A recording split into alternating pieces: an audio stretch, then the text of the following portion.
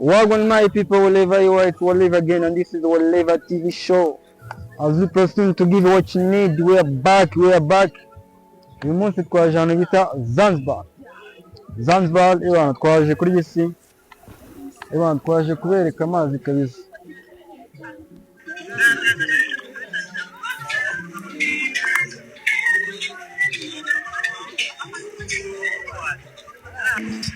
So guys, tugiye kujya mu bwato noneho dutembera amazi.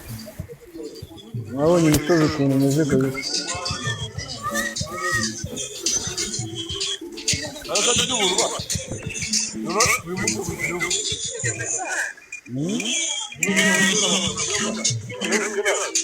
Mamubonye sister wanjye nkunda cyane, nawe ngo icyuki cyadanje udafite miliyoni 100 kuzamuka, miliyoni 100 kuzamuka. Narenze ko nzajya ngendamo just my sister. So welcome my people, whatever again, and this is whatever TV show. No, uyu munsi tuje mu kintu bita ubwato. Tugiye kuganiriza uriya mubebi wacu kuri karere yo gutwara ubwato. So guys, hano twari tugize ikibazo cya microphone, amajwi ntabwo ari kumvikana neza, arabyihanganira ariko ibyangombwa umuntu abyumva tu.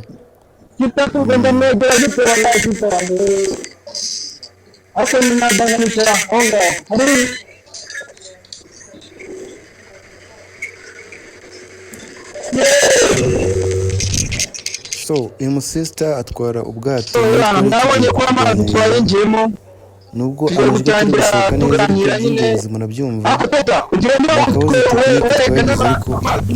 muzatwihanganira nane mukurikire ikiganiro, ariko ibyangombwa birumvikana. Let's get it.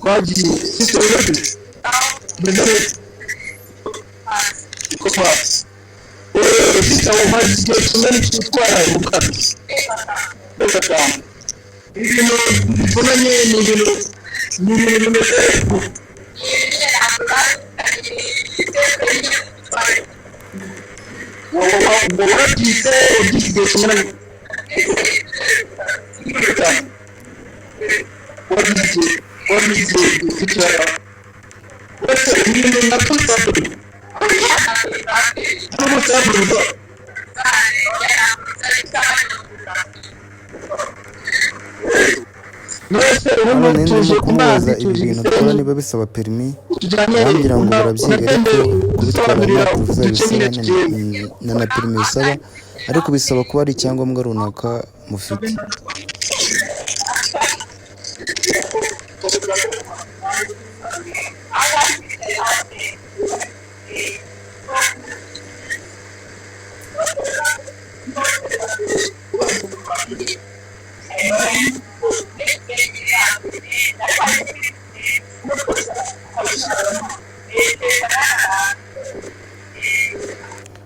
Hano yari ari kunyereka ni kuri Serena Hotel, ari kumbwira ko ari hoteli ya mbere i Gisenyi ihenze, ko niyo muzehe wacu president yaje ari hoteli aryamamo kabisa.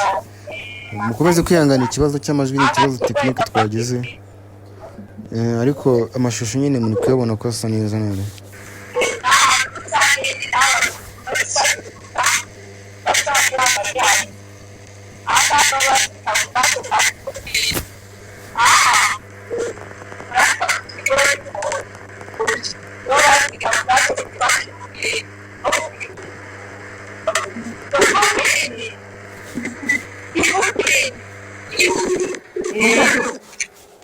Icyo kintu cy'umuhondo muri kureba ngo ni ikintu bazirikagaho ngo ubwato ngo bita ngo Kivu Bini.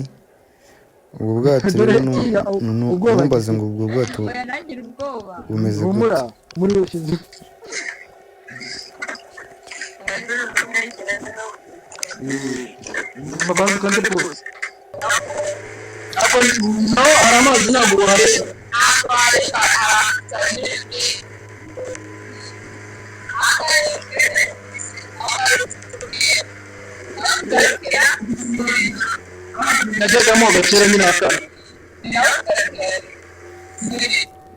aho hantu ni ahantu bita ku Gisima, abantu b'igisenyi barahazi. Ni ahantu abajene bakunda guhagarara bagasimbuka. Ni ahantu heza cyane.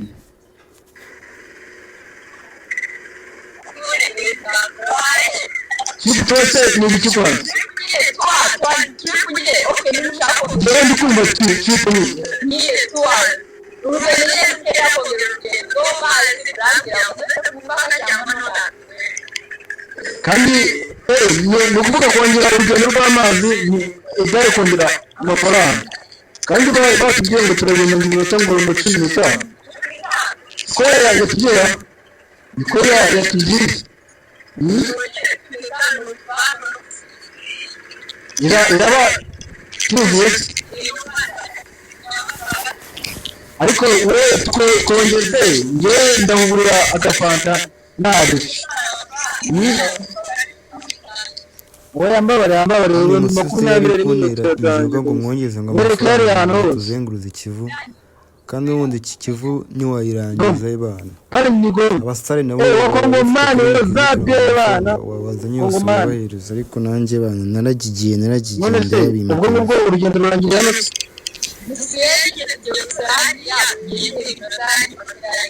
batatu n'itanu iraba irangiye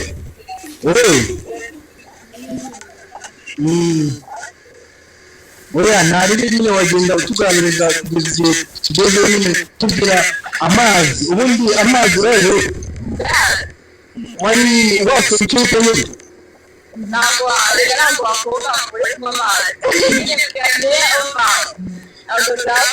udukoze cyane ntabwo wakoga ariko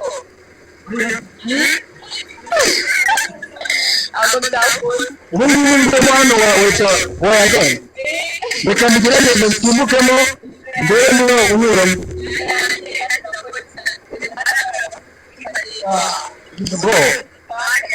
Nigeze mbere uri kubona nafite ubutumwa waratubwiye, nagira ngo ndebe niba uzi koga, ariko nsanga nyine utinya amazi nawe.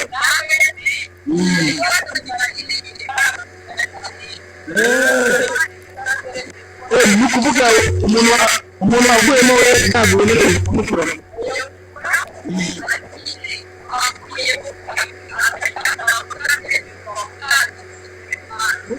Wowe ukomeza ibikorwa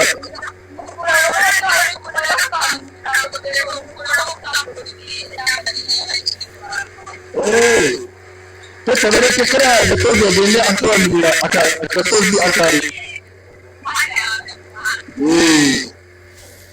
kameramani wanjye nawe uyu munsi ikibazo nsanzwe urabona ukamurira ijoro kariya agasozi bafite mu kirere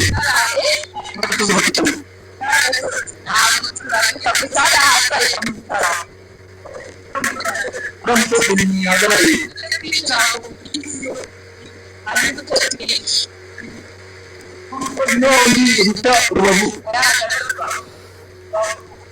agasoje kumwereka ni hoteli ni rogi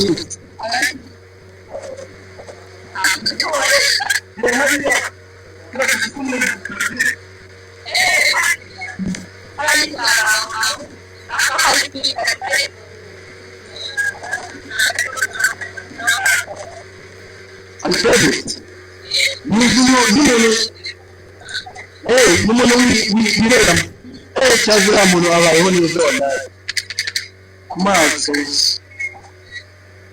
So guys,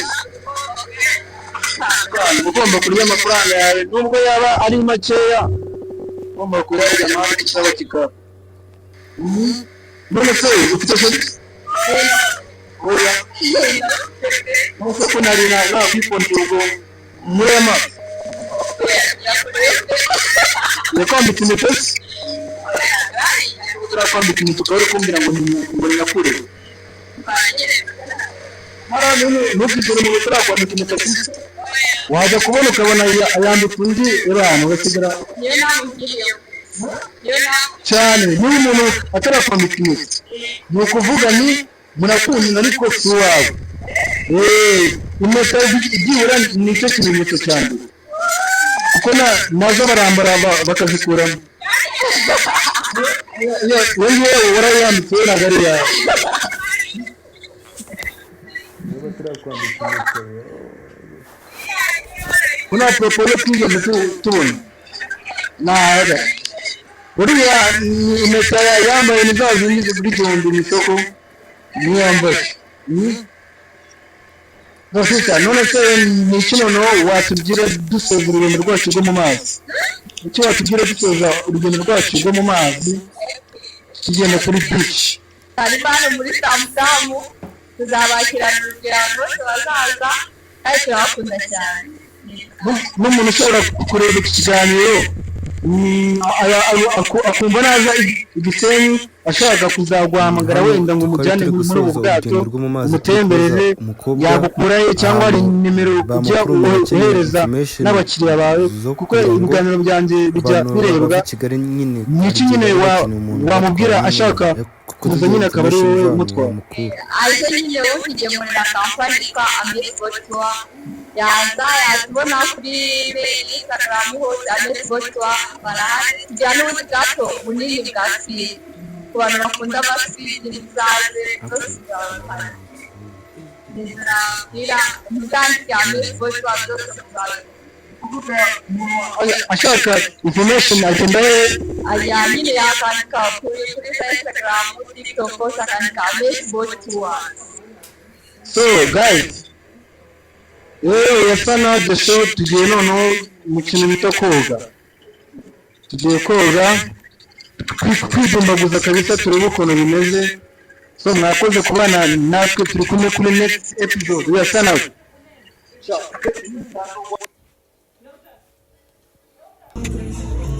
rero ngo twe tubanjije kwitamo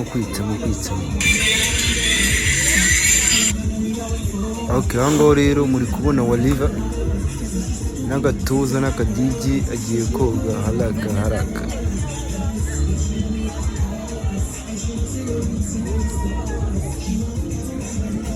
aho ngaho yabangije kwikoza mu mazi ngo yumve abantu niba amazi ari yayandi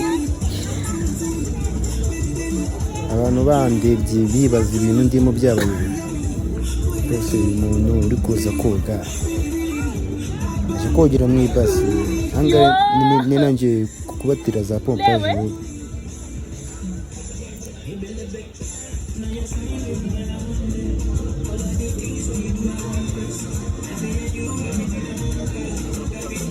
ahangaha iba ni Waliva ahangaha nari nangiye kwitira amazi ku maguru ngira n'abantu n'ujya koga ntukahite wirukanyira mu mazi hari igihe umutima wahagarara ubanza gutinyura umubiri ukabanza kwitera igihande kimwe ikindi kugira ngo umubiri umenyere nyine ko ugiye koga amazi akonje ni ikosa kugenda wita widumbura mu mazi hari igihe widumburamo umubiri utarabyakira bikaba isozi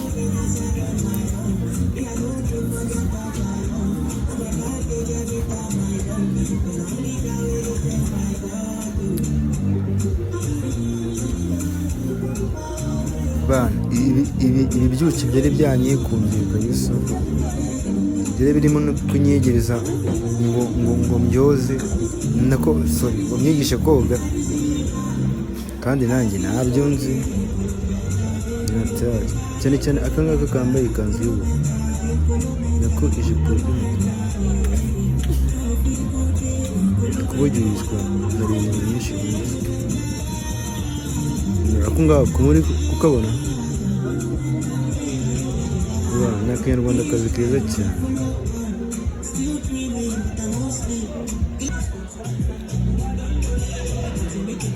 so aho ngo ngiye byari byancyanze rero byari byancyanze vuga se aba bantu bari kwidumbaguza ngiye ndi bwoge bigenze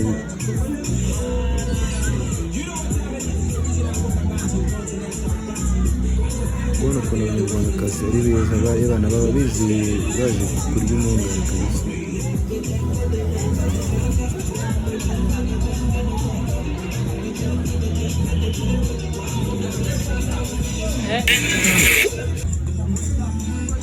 so ahangaha nari nsubiye mu mazi bwa mbere nicubiye nimwambona hano ngiye kwicura byibura mubone ko nzi gusaza igihe Riva opase nako dukubonegera hirya ariko nta kibazo nubwo nidumaguje nawe ntabwo wigeze uza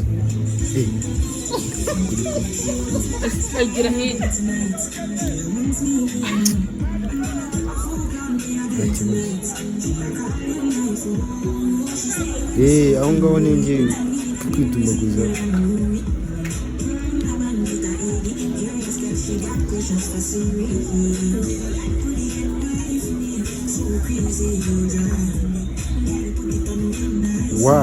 wamubonye ngarama ndi kuzitera inyogo reba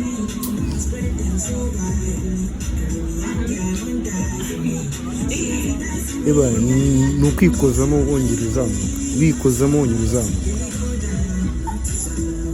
reba umunyu wari chup chup chup chup chup umunyu wikozamo itazamuka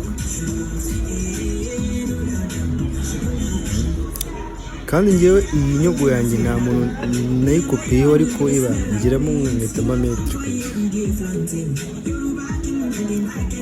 ahubwo nari ndi kumedita no gutekereza nk'ubu ngubu ngo nisanzemo hano byagenda bite umunyu wuriza reba none ukuntu agiye kwizubaka mwangaruye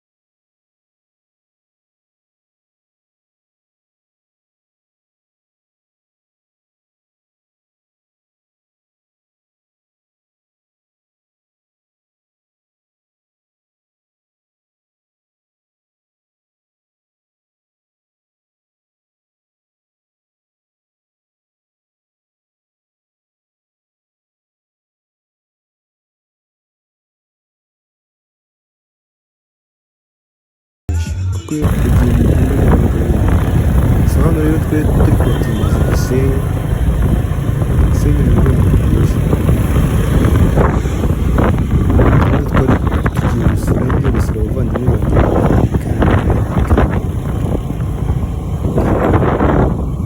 Kanimba kabisa nubwo twari turi mu mujyi Gisenyi rero urabona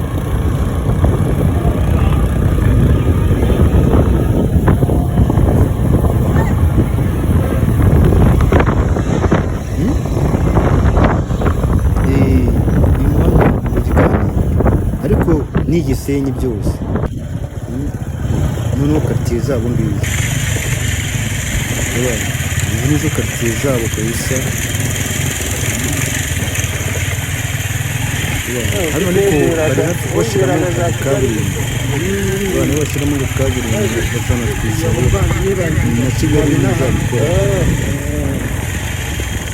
hano umutare agiye angambiza mu Kigali bazi ko Kigali ari mu ijoro ari mu Buraya ari mu mahanga kugira ngo mu Kigali ngo umujyi wa Gisenyi nabonye utameze nanjye namujyanye abana nanjye Gisenyi bari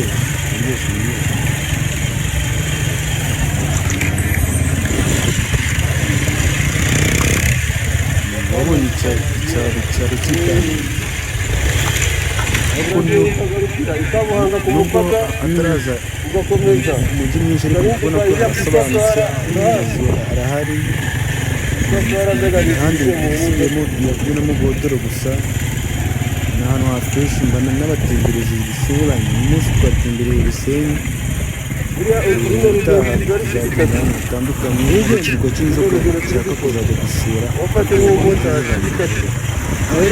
abamotari mwese mukorera hamwe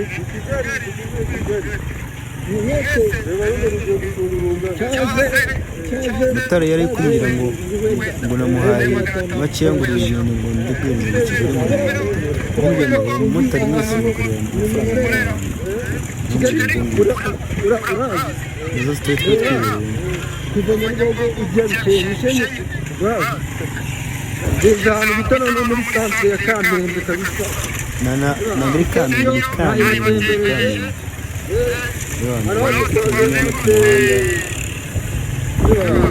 twageze naho turi muri UG shiti ku muhanda abantu nta stress n'umuco n'abantu bose barabona niba serivisi zabo muri iyi minsi ari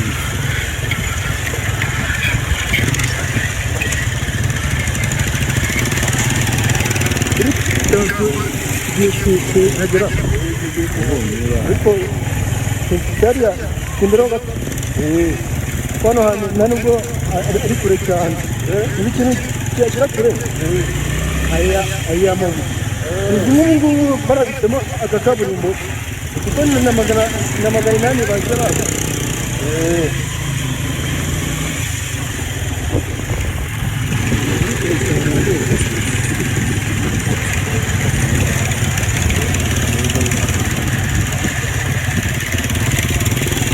muri kubona icyaro bana n'abatembereje kabisa mwebwe rero mujye mukora subscribe share and comment kugira tuzamuke. So we are sign out guys, turi kumwe, mwakoze kubana natwe. Urunguru n'urugendo twari twakoze trip y'Gisenyi. So as a person to give what you need, we are sign out. Turi kumwe mu yindi episode Imana nibishaka. Hasta la vista.